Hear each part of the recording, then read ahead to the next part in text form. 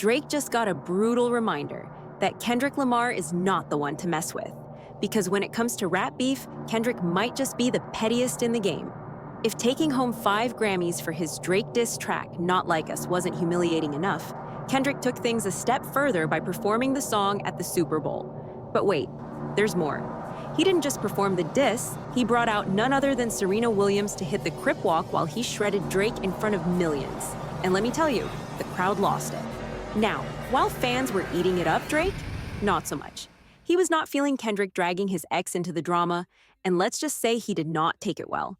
Instead of letting it go, he crashed out big time, basically declaring the beef back on. So, does this mean another diss track is on the way? And how in the world did Kendrick convince Serena Williams to jump in and clown Drake like this? Let's break it all down. Honestly, Kendrick probably didn't have to do much convincing. Because let's be real, Serena cannot stand Drake. If anything, she was probably begging for the opportunity to hop on stage and send a message. And let's not forget, this isn't even the first time she's danced to Not Like Us. Remember when she hit the crip walk while presenting at the ESPYs last year? Yeah, this has been a long time coming. And if I've learned anything this year, it's that none of us, not a single one of us, not even me, should ever pick a fight with Kendrick Lamar. They not like us. They not like us. They not like us. Hey! He will make your hometown not like you. The next time Drake sits courtside at a Raptors game, they're gonna Forrest Gump him. Sight's taken. Her presentation had absolutely nothing to do with Kendrick or Drake, yet she still found a way to slip it in. But seriously, do y'all know how much she despises Drake? What exactly went down between them to make her this mad?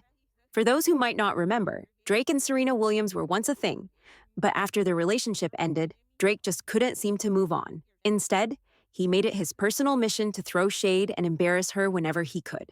And honestly, this kind of behavior isn't shocking when it comes to Drake. He has a long history of acting out when he gets rejected. It's like he takes it as a personal challenge to keep poking at women who have moved on from him. We've seen him do this with Rihanna for years, taking petty shots at her and her man for absolutely no reason. Meanwhile, Rihanna hasn't given him the time of day since they broke up. You'd think he'd get the hint and let it go, but nope, he just keeps coming back for more, and Rihanna wasn't the only one. Let's not forget the awkward situation with Halle Berry. Drake made it painfully obvious for years that he was crushing on her, constantly gushing about her in interviews and on social media. But Halle, she never once entertained it. She made it clear she wasn't interested. But instead of accepting that and moving on like a normal person, Drake kept making bizarre and inappropriate remarks about her, sometimes even crossing the line. One of the most cringeworthy moments, when Halle announced her pregnancy, instead of offering a simple congratulations like any decent human being, Drake saw it as yet another chance to insert himself into the conversation with an unnecessary comment. Like, seriously, dude, take a hint. Seem to have a fixation with Halle Berry, but she's already I do. Regos and Yeah. That was unfortunate, but would you really have, like, let's say she wasn't? Yeah. Would you seriously consider Like being with her? Yeah. 100%. Drake didn't just make a passing remark about Halle Berry. He took things a step further by directly name-dropping her in his music, and not in a flattering way. In fact, some of his lyrics came across as downright unsettling. Take his verse on the Migos Versace remix, for example. He rapped, "Take a famous girl out where there's no paparazzi. I'm trying to give Halle Berry a baby and no one can stop me." If that doesn't set off alarm bells, I don't know what does. This wasn't playful or endearing. It was straight up bizarre. Halle Berry had never shown any interest in Drake, yet here he was, publicly fantasizing about her in a way that almost felt like he had some sort of claim over her. But things only got weirder. Fast forward to Slime You Out, a track from his album For All the Dogs, featuring SZ. Instead of using artwork that actually matched the song's theme, Drake decided to use an old picture of Halle Berry, one where she's getting slimed at the 2012 Nickelodeon Kids' Choice Awards.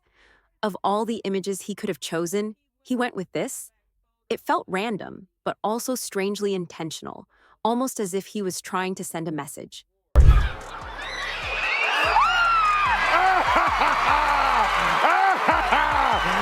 No one is safe from the slime! The strangest part about that drama?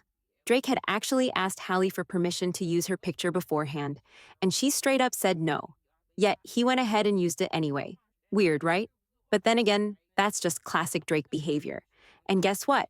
He pulled the exact same stunt with Serena Williams, which, by the way, is a big reason why she can't stand him. See, Drake seems to have a real issue with women moving on. And Serena? Oh, she didn't just move on. She's happily married with 2 kids. But what did he actually do to make her dislike him so much? Well, last year, out of nowhere, Drake dropped a massive 100-gigabyte stash of content on a mysterious website called 100gigs.org. And here's where things got really interesting. He didn't announce this through his official channels. Nope. Instead, he used his secret burner Instagram account, Plot Twist, which, by the way, he had been sneakily updating since June. Now, this wasn't just some random data dump. This was a gold mine. Inside that 100-gigabyte leak, unreleased tracks featuring big names like Young Thug, 21 Savage, and Latto. But wait, it gets better. Fans got an exclusive behind-the-scenes look at Drake crafting some of his most iconic albums, including Take Care, Views, and Certified Lover Boy.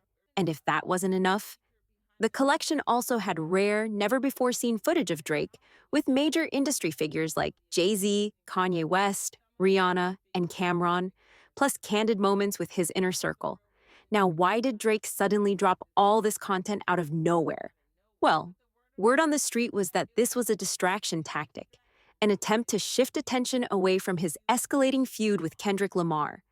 But if that was his plan, yeah, it completely backfired. The drama with Kendrick only intensified, and this so-called diversion barely made a dent in the conversation. But hold on, there's more. As if the chaotic 100-gigabyte drop wasn't enough, Drake threw in a little extra tea for the fans.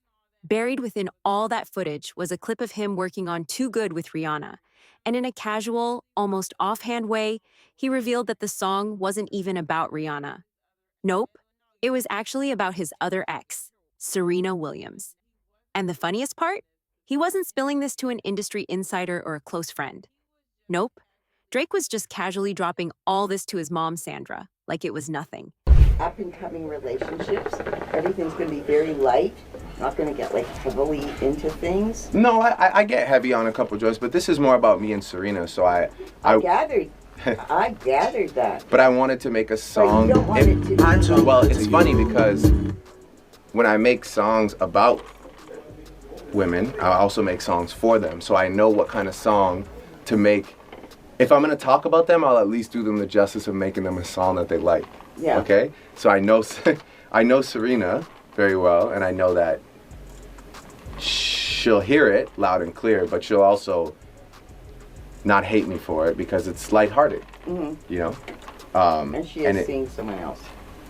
I don't know, Mom.